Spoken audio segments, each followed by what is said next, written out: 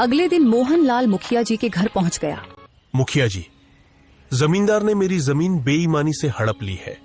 कुछ समय पहले मैंने बीज खरीदने के लिए उससे कर्ज लिया था, जो मैं समय पर चुका नहीं पाया। इसी दौरान उसने मुझसे अंगूठा लगवा लिया और अब कह रहा है कि वह खेत उसका है। मोहनलाल, इस मामले में मैं तुम्हारी कोई मदद नहीं कर सकता, बल्कि मैं ही क्यों, गांव का कोई भी व्यक्ति तुम्हारी मदद नहीं करेगा। जमींदार बहुत दबंग है, सब लोग उससे बहुत डरते हैं। मैं चुप नहीं बैठूंगा। उसने मेरा खेत छीना है। एक किसान के लिए उसकी जमीन मां के समान होती है। इतना कहकर मोहनलाल सीधे केशव नगर राज्य की ओर चल पड़ा और राजा विक्रम के दरबार में जा पहुंचा। महाराज, जमींदार ने थोड़े से धन के बदले मेरा खेत हड़प लिया है। मैं एक गरीब किसान हूं, सालों से अपनी जमीन पर मेहनत कर रहा हूं। पिछले मौसम में फसल बर्बाद हो गई थी, इसलिए मजबूरी में मैंने जमींदार से थोड़ा सा कर्ज लिया। बीज लेते समय उसने मुझसे एक कागज पर अंगूठा भी लगवा लिया। अब वह कहता है कि खेत उसका है। महाराज, मेरे लिए वो जमीन सिर्फ खेत नहीं, मेरी रोजी रोटी, मेरी इज्जत और मेरी मां जैसी है। मुझे न्याय चाहिए महाराज। अगर रामपुर गांव के जमींदार ने तुम्हारे साथ वास्तव में ऐसा किया है तो तुम्हें जरूर न्याय मिलेगा।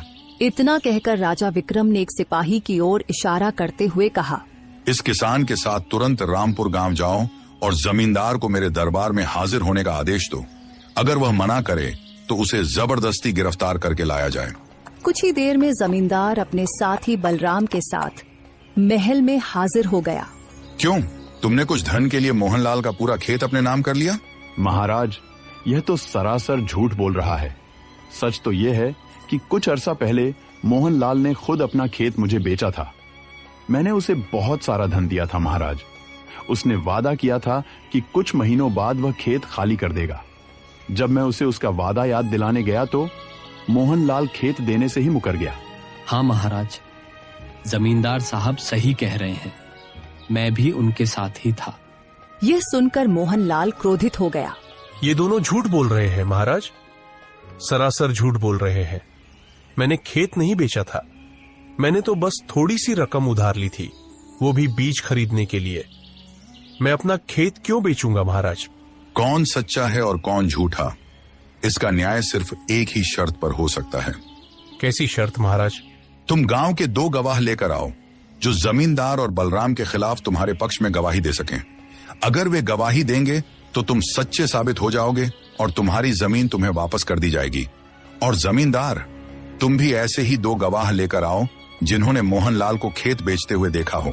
जमींदार और बलराम वहां से चले गए। मोहनलाल भी गांव लौट आया और गांव के लोगों से मदद मांगने लगा, लेकिन जमींदार के डर से कोई भी मोहनलाल की मदद करने को तैयार नहीं हुआ। अगले दिन मोहनलाल उदास होकर राजा विक्रम के दरबार में खड़ा हुआ।